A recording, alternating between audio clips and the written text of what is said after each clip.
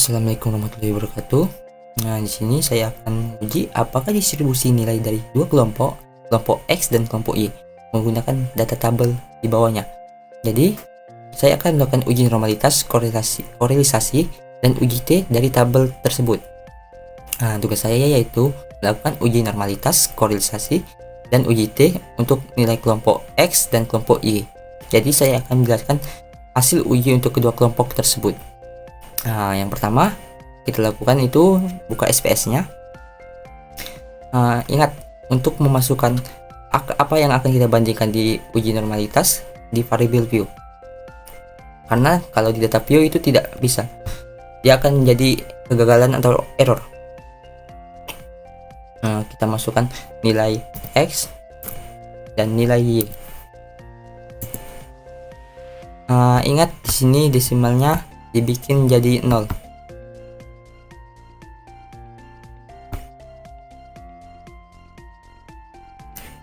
Oke. Nah, kita selanjutnya ke data view. Sini kan kosong. Kita ambil soal yang akan kita masukkan ke dalam. Yang akan kita bandingkan tersebut. Di sini kita copy, lalu kita langsung kita tempel saja. Nah, untuk uji normalitas biasanya itu membandingkan kedua nilai. Biasa bisa digunakan juga untuk membandingkan berat badan, darah, dan sebagainya. Jadi sebenarnya ada dua cara untuk menguji normalitas. Jadi saya akan menyebutkan cara pertama. Cara pertama ini kita akan ke regression, ke linear. Di sini ada dua tabel dari X dan Y. Jadi di sini dia menyilang, X di bawah dan Y di atas. Kemudian kita ke save, ke under standardize, continue, lalu kita oke. Jadi dia akan ada hasil residu. Namun ini kita sudah jumpa hasilnya. Kita kembali ke analyze, kita ke non parametric test, ke legacy dialog, lalu ke sampel KS. Nah, ini ada 3 yang kita masukkan hasil dari residu yang kita jumpai tadi.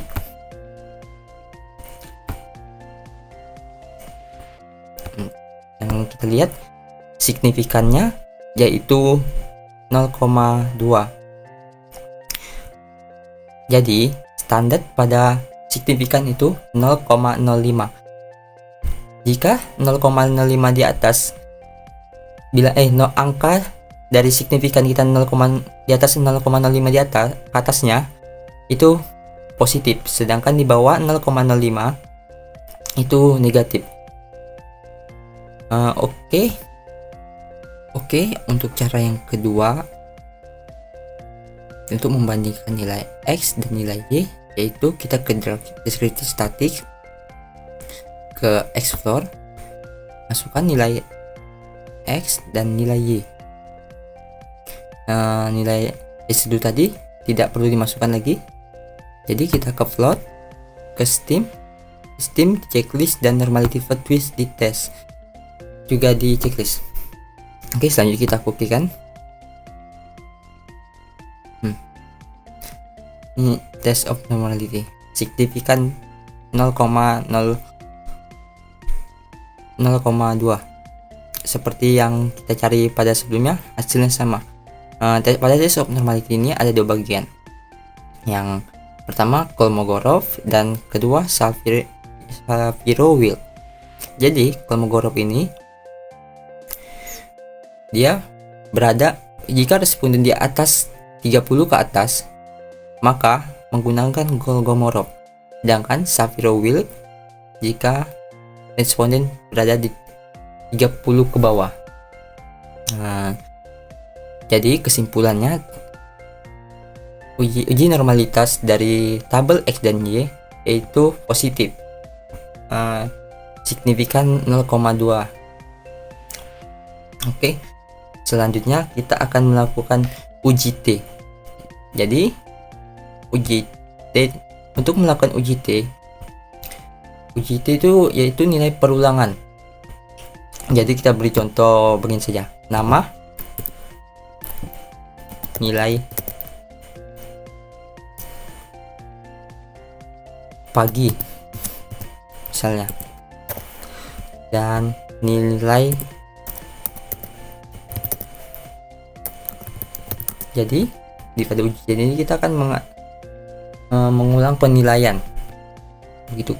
Jadi yang saya beri contoh, misalnya kita melakukan ujian pada pagi dan malam pada soal yang sama, kita membandingkan apakah nilai kita bertambah atau berkurang, apakah memiliki perbedaan atau tidak begitu. Jadi untuk membandingkan nilai pagi dan nilai malam, kita harus ke compare means, ke pair sample test, nilai pagi dan nilai malam. Nah,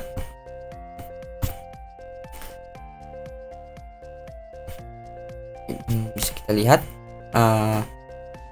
signifikannya yaitu 0,09.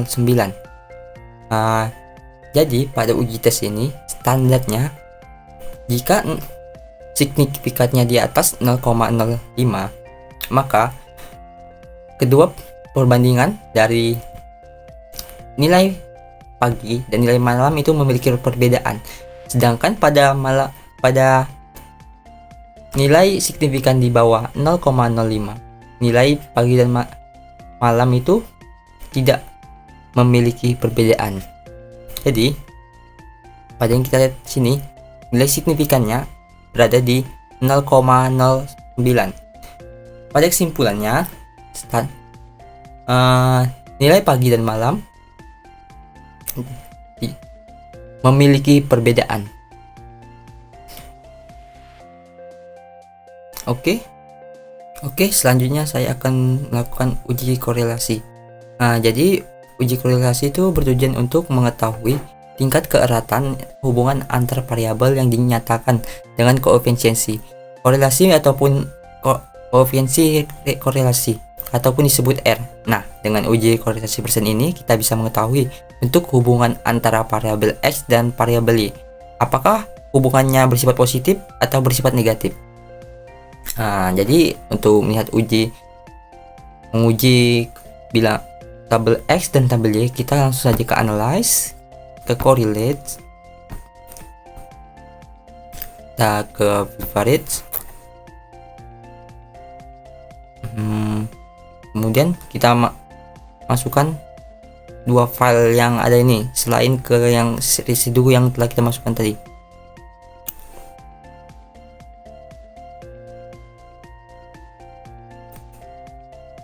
Oke, lalu kita okekan saja. Oke, nah itu kan muncul tabel hasil korelasi antara variabel X dan variabel Y. Dari sini kita bisa tahu apakah bentuk hubungan berbentuk positif atau hubungannya berbentuk negatif. Jadi penjelasan lebih lanjut akan saya tunjukkan gambar di sini. Sekarang kita ke dasar pengambilan keputusan. Jika nilai signifikan kurang dari 0,05 maka berkorelasi, ataupun ada hubungan. Jika nilai signifikan lebih dari 0,05 maka tidak berkorelasi atau tidak ada hubungan. Nah, sekarang kita lihat nilai signifikan dari hasil uji analisis kita menggunakan SPSS kalian. Perhatikan di baris kedua yaitu sig, itu garis sig ini. Signifikannya yaitu 0,25. Yang bisa kita lihat di bawahnya juga 0,5. Nah, dari sini kita bisa tahu bahwa tiap variabel tersebut memiliki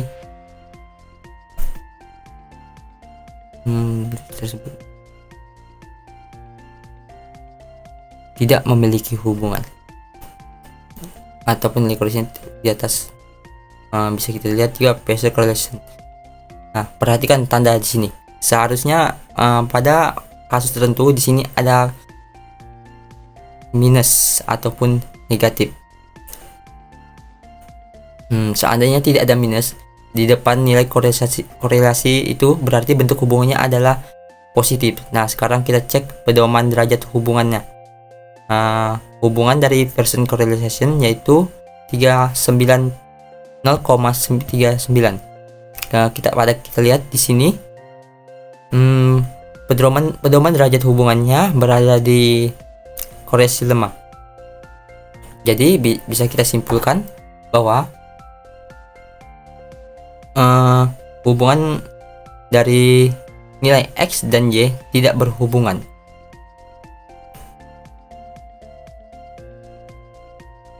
Oke, terima kasih. Cukup itu yang saya sampaikan. Bila ada salah atau ingin bertanya, silakan tanya di komentar. Assalamualaikum warahmatullahi wabarakatuh.